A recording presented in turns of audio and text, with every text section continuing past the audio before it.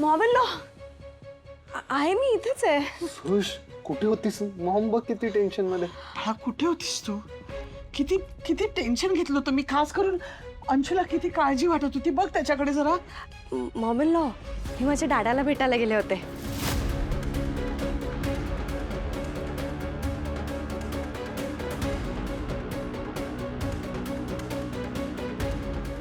डॅडांना भेटायला गेलीस का?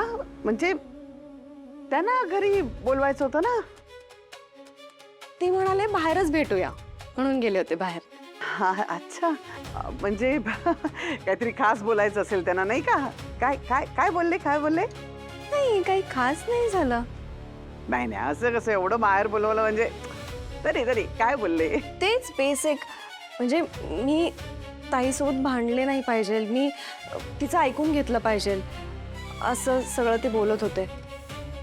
आणि ॲक्च्युली मॉमेला मला ना त्यांचं पटलं. ते बरोबर बोलत होते. शेवटी कितीही झालं तरी माझी ताई आहे ना ती. आणि तुम्हाला माहिती आहे का, तिने ना आमच्या लग्नाआधी खूप केलंय माझ्यासाठी. माझ्या ॲक्टिंग करिअरला ना तिनेच खूप जास्त सपोर्ट केला होता सगळ्यांपेक्षा. आणि ग्रॅनीला आणि जीजूसुद्धा मोठे आहेत ना माझ्यापेक्षा, मी त्यांना रिस्पेक्ट दिला पाहिजे. आणि कधी कधी ना मी खूप रूड होऊन जाते असं मला वाटतंय. डॅडांनी मला ना नीट समजून सांगितलं, त्यामुळे आता डॅडा म्हणतील तसंच मी वागेन.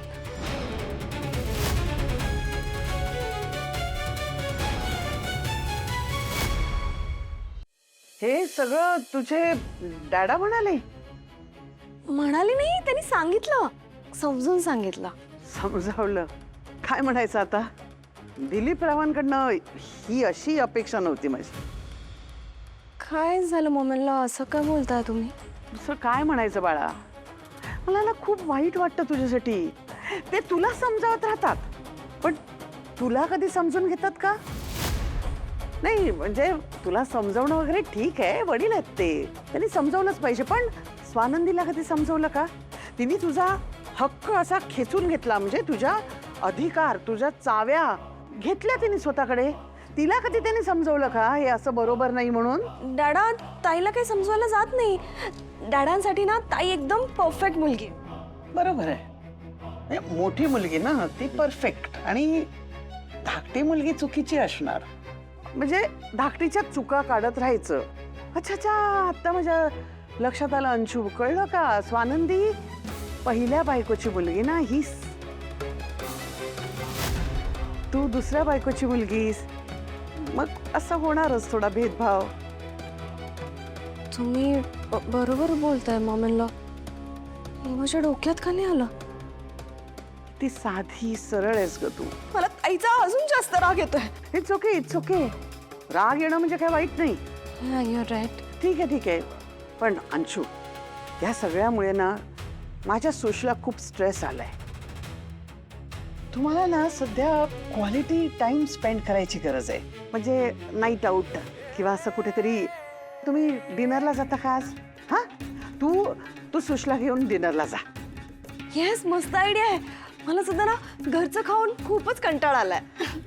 हो ना, आता तर जाच. हा मॉम मॉम अंशू, अंशू, चला ना जाऊया. हा, मी रेडी होऊन येऊ. अगं बाहेर बघितलंस पाऊस किती आहे, सगळीकडे चिक चिक चिक चिक चिक.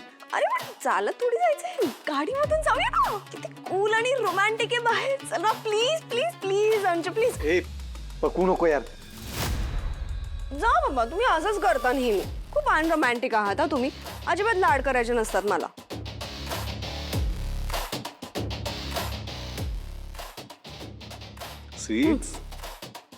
स्वीट्स मला सांग, असं बाहेर जाऊन सगळ्यांसमोर कोण रोमॅन्टिक होतं? रोमॅन्स तर चार भिंतीच्या आत करायचा असतो ना. किती स्वीट बायको आहे माझी. मला सांग, तुला खायला काय आवडतं? तुला जे काय आवडतं ना ते ऑर्डर करतो. आपण कॅन्डल लाईट डिनर इथेच करूया. ओके? थँक्यू. द्या फोन. फोन आता नाही नाही नाही, मला ऑफिसमधून फोन आला तर मग तुझ्या फोनवरून ऑर्डर कर. हां, जा जा जा जा जा जा.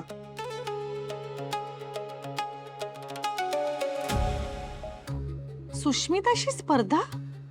काल परवापर्यंत छोट्या मोठ्या गोष्टी मला सांगायची माझी बहीण, आणि आज स्पर्धेची भाषा करतेय. एवढा दुरावा कधी आलाय आमच्यात? माझंच चुकतंय का? आय एम शुअर मीच कुठेतरी कमी पडते तिला समजून घेण्यात, म्हणून तिची इतकी चिडचिड होत असणार आहे. स्वानंदी मॅडम, तुम्ही अजून रूम मध्ये काय करताय? चला खाली जेऊया एकत्र. नको. म्हणजे नाही म्हणजे मला नाही जेवावं असं वाटत आहे. इच्छा नाहीये. का? आता नाहीये इच्छा. हा सुष्मितावरचा राग काढताय का तुम्ही जेवणावरती? अहो राजवाडे, हे बघा, सुष्मिताचा मला राग वगैरे काही नाही आलाय. लहान बहीण आहे ती माझी, त्यामुळे हो तिच्या बोलण्यामुळे मी थोडी दुखावली गेली आहे, पण म्हणून मला तिचा राग नाही आलाय. सो मी जेवणावर तो राग काढते याचा प्रश्न येत नाही. आणि दुसरी गोष्ट, कधीतरी एखाद्याला असं वाटूच शकतं ना की नाही इच्छा, मला वासना नाही आता खाण्याची. कधीतरी? अहो आजकाल तुमचं हे सतत होत चाललंय. कधीतरीच तुम्ही आजकाल जेवता, कधीतरीच तुम्ही आजकाल झोपता. नाही. डोकं दुखतं त्याच्यामुळे तुमचं, आणि या सगळ्याचा परिणाम तुमच्या प्रकृतीवरती होतो. अहो अशाने आजारी पडाल तुम्ही. मल्टीटास्किंग करत असता तुम्ही, एकाच वेळेस कितीतरी कामं करत असता. त्यात बाहेर पावसाळा चालू आहे. या सगळ्याचा परिणाम तुमच्या इम्युनिटीवरती झाला तर आजारी नाही का पडणार? आजारी पडायचं का आपल्याला? मी फक्त एक दिवस खायचं नाही म्हणाले तर बापरे केवढं लेक्चर दिलं. लेक्चर?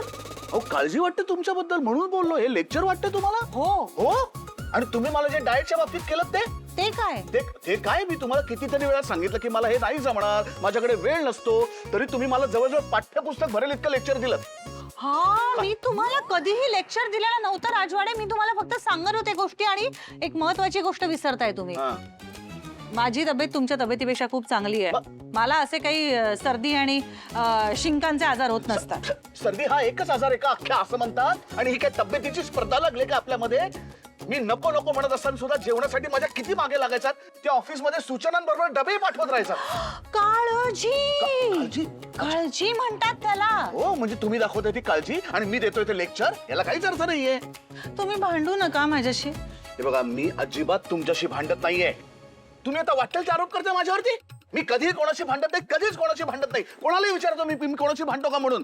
सगळे मला म्हणतात भांडतो भांडतो भांडतो म्हणून. इतका चिडका आहे मी? म्हणजे माझं तोंड दिसत पण त्याच्या पाठीमागची काळजी दिसत नाही तुम्हाला? ती आजी पण मला असं काहीतरी बोलत असते, पण तिला हे माहित नाही की तिची नाचून किती हट्टी येते. एकदा बघ म्हणो, हट्टाचं टोक गाठतात तुम्ही कधी कधी. ओके. हा, मोठा श्वास. मी नाही घेणार मोठा श्वास. बरं ठीक आहे. कुठे भांडता तुम्ही? एक विषय कुठे सुरू झाला होता, कुठे नेऊन ठेवला तो? एक साध्या जेवणाचा विषय होता. तुम्हालाच माहिती नेमकं आपण कशाबद्दल बोलत होतो. I give up, I quit. अरे, ना काहीच अर्थ नाहीये.